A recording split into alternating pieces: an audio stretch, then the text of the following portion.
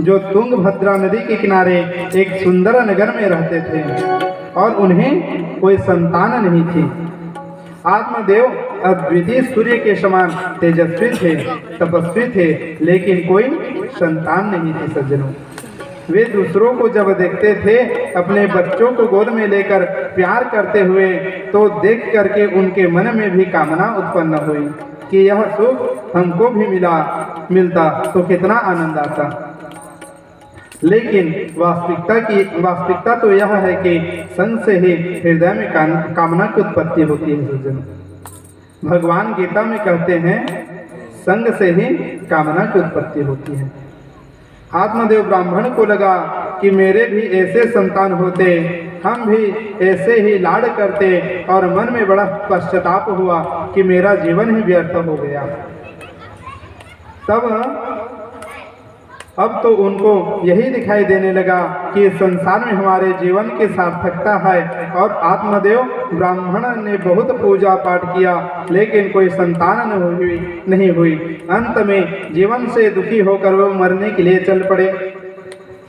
संतान ही नहीं, वो जो गाय भी पालते थे, उस गाय को भी बछड़ा या बछिया कुछ नहीं होता था। पेड़ लगाते थे तो उस पेड़ में फल नहीं होता था। इतने दुर्भाग्य कहो इसे दुर्भाग्य कहो या भगवान की इच्छा कहो। सज्जन, पंडित जी मरने जा रहे थे कि अब मर जाएंगे, इस जीवन से कोई लाभ नहीं। जा रहे थे, उधर से सन्यासी आ रहे थे। संत ने जब पंडित जी को रोते देखा तो पूछा, कथम रोद से विप्रत्वम। पंडित जी ने कहा, जीवन में अब कोई सुख नहीं बचा, कोई आता ही नहीं, अब जी करके क्या करेंगे, कारण क्या है। पंडित जी ने कहा, हमें संतान ही नहीं है। तो सन्यासी ने समझाया, काहू न को सुख दुख करदाता, निज कृत्य कर्म भोग सब भ्राता। और रही बात पुत्र प्राप्ति की, तो कर्म ही कारण है, और पिछले जन्म के कर्म ही प्रारब्ध बन करके आते हैं। प्रारब्ध को ही भाग्य कहते हैं। सभी प्रारब्ध क्या है? बोले हमारे पहले जो कर्म हैं उसी का परिमाण ही प्रारब्ध है। जो कर्म हम पहले कर चुके हैं अब उसे भोगना ही होगा, और उसका भोग जब प्रारंभ हो जाता है तो उसे प्रारब्ध कहा जाता है। कर्मों का भोग आरंभ हो गया, उसे ही प्रारब्ध कहते हैं। सज्जनों, सन्यासी ने कहा, तुम्हारा प्रारब्ध ऐसा ही है, तुम्हारे प्रारब्ध को मैंने देख लिया, और तुम्हारा प्रारब्ध यह है कि 7 जन्मों तक तुम्हें संतान नहीं होगी। इस जन्म की तो बात दूर की बात है, अभी इसके बाद 6 जन्म और लो, उसके बाद तुम्हें संतान की प्राप्ति होगी। तुम्हारे प्रारब्ध ही ऐसे हैं। संन्यास में ही सर्वथा सुख है, इसलिए तुम पुत्र की आशा त्याग कर सिर्फ भगवान का भजन करो। संन्यास माने सम्यक त्याग।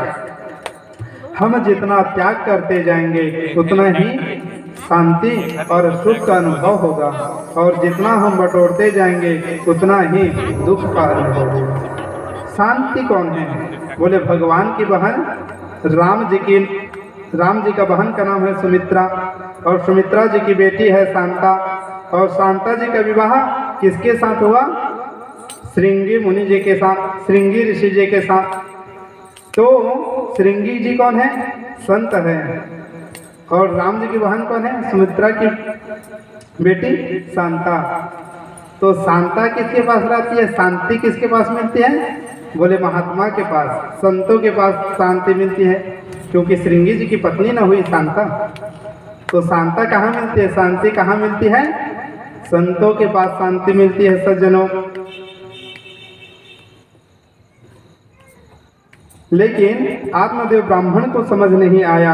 आत्मदेव ने कहा, महाराज यह सब प्रवचन मैं भी बहुत अच्छे से दे सकता हूँ, लेकिन आपको क्या पता पुत्र सुख क्या होता है? यह तो कोई गृहस्थी ही जान सकता है। पंडित जी ने कहा, महाराज या तो मुझे पुत्र प्राप्ति करा दीजिए, नहीं तो मैं मर जाऊंगा और ब्रह्म हत्या का दोष आपको लगेगा। तब उसको संतोष दिलाने के लिए संत जी अपनी झोली से एक फल निकाला और कहा कि इसे ले करके जाओ और इस फल को अपनी पत्नी को खिला देना। यदि तुम्हारी पत्नी 1 वर्ष तक नियम पूर्वक रहेगी तो तुम्हें संतान की प्राप्ति हो जाएगी। फल को लेकर आत्मदेव ब्राह्मण आए, पत्नी से कहा इस प्रसाद को खा लेना, तुम्हें पुत्र की प्राप्ति हो जाएगी। पत्नी ने इतने कुतर्क किए कि फल को खाया नहीं, ले करके गाय को खिला दिया। स्वयं क्यों नहीं खाया? बोली बड़ी कुटिल थी महाराज। फल लेकर गई अपने पड़ोसन के पास और कहने लगी मैं इस फल को नहीं खाऊंगी, क्योंकि फल खाने से मैं गर्भवती हो जाऊंगी, गर्भवती होने से मेरा पेट बढ़ जाएगा, पेट बढ़ जाने से मेरा भोजन कम हो जाएगा, और भोजन कम होने से मैं दुर्बल हो जाऊंगी। तो तू ही बता गृह कार्यम कथम भवे, यदि मैं दुर्बल हो जाऊंगी तो घर का कार्य कौन करेगा? उसकी पड़ोसन ने कहा अपनी ननद को बुला लेना। धुंधली कहती है मेरी ननद बहुत बड़ी चोटी है, बहुत चोरी करती है, उसको कभी नहीं बुलाऊंगी। और बहन मान ले गांव में अचानक चोरों का समुदाय आ गया, तुम लोग भाग जाओगे, मैं गर्भवती स्त्री भला कैसे भाग पाऊंगी? मान लो बहन, वह सुखदेव की भांति बहुत दिनों तक मेरे गर्भ में ठहर गया तो मेरा तो मरना हो जाएगा, पर कहीं वह मेरा गर्भ में टेढ़ा हो गया तो जीवन से ही हाथ धोना पड़ेगा। इस प्रकार धुंधली ने कितने कुतर्क किए कि उसने फल नहीं खाया। एवं कुतर्क योगेना यत फलम निभक्षितम। उसके पड़ोसन ने कहा देख बहन, तुझे खाना है तो खा और नहीं खाना तो मत खा, अब मैं घर जाती हूँ। कुछ समय के पश्चात धुंधली की बहन आई और धुंधली ने अपने बहन को सारी बात बता दी। धुंधली की बहन चाहती थी कि धुंधली को कोई संतान न हो, जिसकी उसकी सारी संपत्ति उसकी बहन की हो जाए। धुंधली की बहन ने कहा बहन, इन बाबा बैरागी बक्कर की फक्कड़ के चक्कर में मत पड़ना, विश्वास मत करो, क्या फल खाने से बच्चा होता है क्या? एक काम करो, तुम्हारी गाय को भी कोई बछड़ा नहीं हो रहा, तो तुम इस फल को अपनी गाय को खिला दो, इससे परीक्षण भी हो जाएगा। और रही बात पुत्र की, तो मैं गर्भवती हूँ, मैं अपने पुत्र को अपने पति के द्वारा तुम्हारे यहाँ भिजवा दूंगी और इसके बदले में कुछ धन दे देना मेरे पति को। धुंधली अपने बहन की बात मान गई और धुंधली ने गर्भवती होने का नाटक किया। कुछ समय पश्चात जब धुंधली के बहन के यहाँ पुत्र हुआ तो उसने अपने पति के द्वारा उस पुत्र को धुंधली के यहाँ भिजवा दिया। धुंधली अपने बहन के पुत्र को अपना मानकर उसका लालन पालन करने लगी और धुंधली ने उसका नाम रख दिया धुंधकारी। कुछ समय के पश्चात उस फल को धुंधली ने जिस गाय को खिलाया था उस गाय में भी एक सर्वांग सुंदर बालक का जन्म हुआ। बालक देखने में बड़ा ही सुंदर था, लेकिन उसका कान गाय के जैसे था, इसलिए आत्मदेव जी ने उसका नाम गोकर्ण रख दिया। बोलो गोकर्ण जी महाराज की जय। समय बीतने के साथ दोनों ही खूब ख्याति मिली, लेकिन एक विख्यात हुआ और दूसरा क्या हुआ? कुख्यात हुआ। दोनों को ख्याति मिली, एक विख्यात हुआ, दूसरा कुख्यात हुआ। गोकर्णो पंडितो ज्ञानी धुंधकारी महाखला। गोकर्ण जी धुंधकारी स्नान पवित्रता और संध्या वंदन से हीन था, अत्यंत क्रोधी, भगवत पूजा आदि से रहित रहता था। वह चोर, सबसे वैर रखने वाला, दूसरों के घर को जला देने वाला था, क्योंकि उस संगति से उसने पिता का सारा मान सम्मान धन लुटा दिया। एक दिन तो अपने माता पिता की ही खूब पिटाई कर दी। पुत्र के इस अधर्म आचरण को देखकर एक दिन पंडित जी बड़ी जोर जोर से रोने लगे और कहने लगे कि अरे, इससे अच्छा तो हमारा बिना पुत्र का होना ही था। अच्छा था हम जो बिना पुत्र के थे, कुपुत्र का होना तो महाकष्टकारक होता है सज्जनों।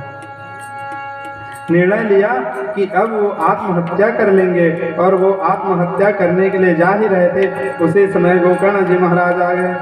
गोकर्ण जी ने अपने पिता का हाथ पकड़ा और उन्हें बड़ा सुंदर उपदेश दिया। गोकर्ण जी कहते हैं, पिताजी ध्यान से सुनिए, जीव को संसार में बांधने की दो रस्सियां हैं, एक अहमता और दूसरा ममता। संसार में बांधने की मात्र दो रस्सियां सज्जनों, एक अहमता और दूसरा ममता। देह के नाते से अहमता और देह के नाते से ममता, इन दो रस्सियों में जीव सदा ही बंधा रहता है। और बड़े भाग मानस तन पावा, सुर दुर्लभ सब ग्रंथ ही गावा। पिताजी बड़े भाग्य से हमें यह मानव शरीर की प्राप्ति होती है, जो देव को भी दुर्लभ है। यह मानव तन अति महत्वपूर्ण है, जिससे हम अपना परलोक सुधार सकते हैं, भगवान प्राप्ति कर सकते हैं।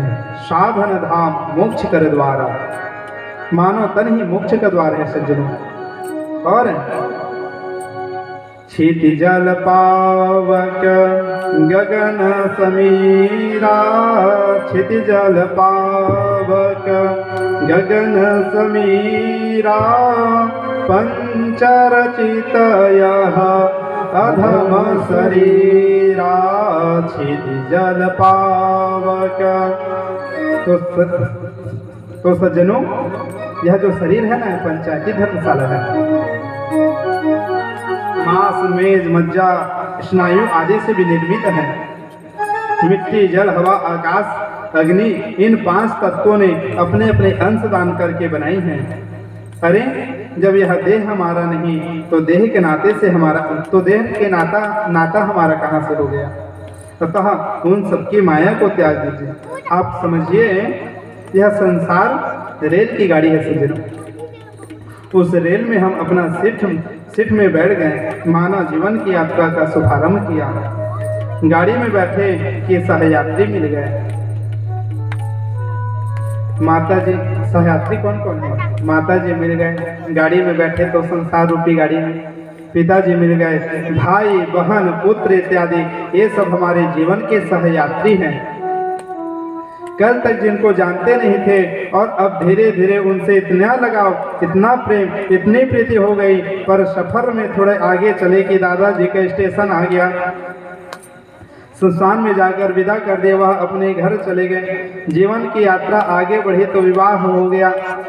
एक नया यात्री हमारे जीवन की गाड़ी में फिर जुड़ गया, जिसका अब तक कोई पता नहीं था। यात्रा आगे बढ़ी तो पिताजी का स्टेशन आ गया, वह भी अपने घर चले गए। और कुछ दिनों में बेटा हो गया। एक नया यात्री जीवन में फिर जुड़ गया। पुराने यात्री जाते जा रहे हैं और नए यात्री आते जा रहे हैं। जीवन का संबंध चलता जा रहा है। पुत्र दाराप्त बंधु नाम संगम पांथ संगम। यह पांथ संगम है संगो, एक जाता है दूसरा आता है, जैसे पांथ संगम कहते हैं। तो यात्रा का नियम है, यात्रियों से प्रेम पूर्वक व्यवहार करो ताकि यात्रा का आनंद आवे। इसलिए यात्रियों से मिलजुल करके स्नेह पूर्वक यात्रा करो। पर हमारा यात्रा तो स्नेह में, आसक्ति में हो जाती है, यात्रियों को छोड़ा नहीं जाता। अब टिकट पूरा हुआ, गाड़ी आपके स्टेशन में खड़ी है, यहीं तक आपके पास टिकट है और आप यात्रियों को बार बार मिलने में ही लगे हुए हो। वाह भैया, कितना आनंद आया आपके साथ। अब आपको तो छोड़ने का मन ही नहीं हो रहा है। और उधर गाड़ी चलने को तैयार है तो क्या होगा?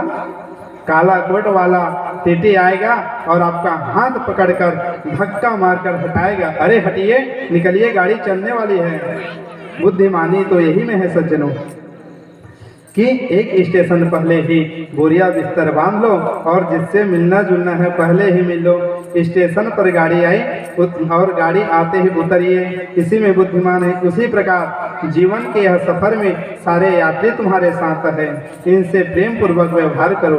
परंतु जब सफर पूरा हो जाए तो उससे पहले ही तैयार हो जाओ, क्योंकि काला कोट वाला फिर यम का दूत आता है ना, वह फिर एक नहीं चलने देता, एक सेकंड का भी समय नहीं देता मिलने के लिए। तो भैया वह काला कोट वाला कौन है? कलिकार कुठार लिए फिरता, तन नम्र पे चोट झिली न झिली। धक्का मारकर डंडा मारकर उतारे, इससे पहले तुम राजे राजे चल पड़ो, क्योंकि यात्रियों का संग छोड़ना ही पड़ेगा। इसलिए पिताजी अहंता ममता की रस्सी को त्याग कर इस जगत को अनित्य, नाशवन और क्षणभंगुर समझिए। क्षणभंगुर जीवन की कलिका, कल प्रातः को जान खिली न खिली। मलया चल शीतल मंद सुगंध, समीर धिकान चली न चली। कलिकाल कुठार लिए फिरता, तन नम्र पे जोट झिली न झिली। रटले हरिनाम हरि को रसना, तो अंत समय हिली न हिली। तो पिताजी नाचेन्द्र सुखम किंचित सुखम चक्रवर्ती नहा, सुखमस्ति विरक्तस्य मुनिरेकास्त जीविना। पिताजी यहाँ कोई सुखी नहीं है, कोई तन दुखी, कोई मन दुखी, कोई धन बिनु रहत उदास, और थोड़े थोड़े सब दुखी सुखी राम के दास। पिताजी ये संसार में कोई नहीं सुखी है। धन ही न कहे धनवान सुखी, धनवान कहे सुख राज को भारी। राजा कहे महाराज सुखी, महाराज कहे सुख इंद्र को भारी। इंद्र कहे चतुरानन को सुख, ब्रह्म कहे सुख विष्णु को भाई। तुलसीदास विचार कर कहे, हरि भजन बिना सब लोक दुखाई। तो पिताजी संसार में न तो इंद्र को सुख है, न सम्राट को सुख है। अगर सुख है तो विरक्त महात्माओं के पास। यदि आप सुख प्राप्त करना चाहते हैं तो संतान रूपी मोह को छोड़ दीजिए और सब कुछ त्याग करके वन में चले जाइए। पंडित आत्मदेव शर्मा कहते हैं कि हे पुत्र, वन में जाकर मुझे क्या करना होगा, मुझे विस्तार से कहो, बतलाओ। तब गोकर्ण जी ने अपने पिता को बड़ा ही सुंदर उपदेश दिया।